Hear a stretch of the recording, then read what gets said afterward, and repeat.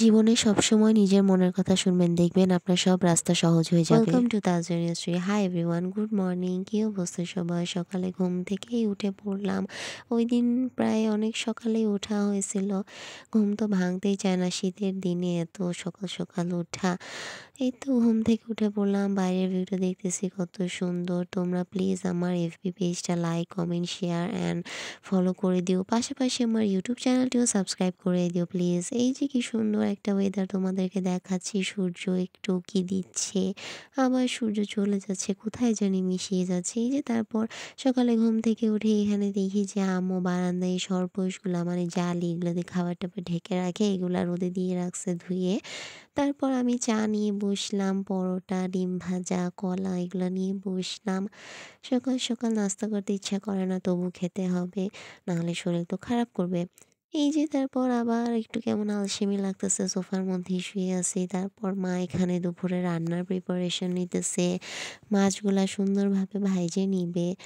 Because শীতের দিনে এরকম একটু ভাজাভাজি মাছ সবসময় মাছ তো সবসময় ভালো লাগে, কিন্তু শীতের দিনে এগুলো একটু ভাজাভাজি খেতে ভালোই লাগে। তারপর এদিকে আমি যে ফুলকপি ভাজি করে নিতেছি, রাতে রুটি খাওয়ার আবার ওই দিক দিয়ে বাঁধাকপি ভাজিও মা বসাই দিচ্ছে। এই যে মাছ ভাজাও শেষ, তারপর এই যে দুপুরে লাঞ্চ টাঞ্চ করে নিব, ডালও ছিল। তারপর এই যে বিকালে বের হয়ে পড়লাম, মানে সন্ধ্যার দিকে বের হয়ে গেলাম। মার কিছু চেক আপ ছিল, ওগুলা টেস্টের জন্য আর কি দিতে যাচ্ছি এখন। মা মেয়ে রিক্সায় করে একটা ডেট করতেছি ছোটোখাটো। এই যে ফাইনালি চলে আসলাম টেস্টের এখানে। মার যখনই টেস্ট করাতে যাই ভিতরটা একদম কেমন জানি ভয় লাগে, কি আসবে রিপোর্ট, ডাক্তার কি বলবে টেস্টের রিপোর্ট দেখে। আল্লাহ মাকে যেন সবসময় ভালো রাখে, এইটাই চাওয়া। তারপর এই যে এখন এই মানে এসি টেসি কেটে নেবো। আসলে না, মা বাবার যখন শরীর খারাপ করে না, তখন কেমন জানি আসলে লাগে ভিতরটা। আর এই যখন আম্মুর ব্লাড নেয় টেস্টের জন্য, মানে এখন তো একটু মানে কেমন জানি ভিতরটা আমার লাগে, মানে কষ্ট লাগে। আমি তো আসলে ব্লাড দেখতে পাই না, তারপরও ক্লিপ নেওয়া আমার খুবই খারাপ লাগে, কিন্তু কিছু করার নাই, মাকে বুঝতে দেওয়া যাবে না যে আমার মন খারাপ।